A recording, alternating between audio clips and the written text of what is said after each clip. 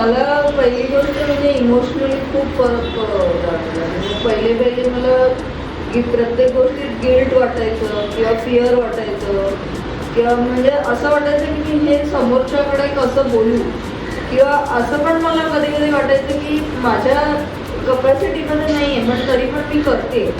पण आपल्याला कधी कधी वाटतं ना असं की आता ह्याला नाही कसं म्हणायचं, हे कसं करायचं. सो तो जो मला कॉन्फिडन्स किंवा एक हे आहे ना ते मला खूप बूस्टअप झाल्यासारखं वाटतं.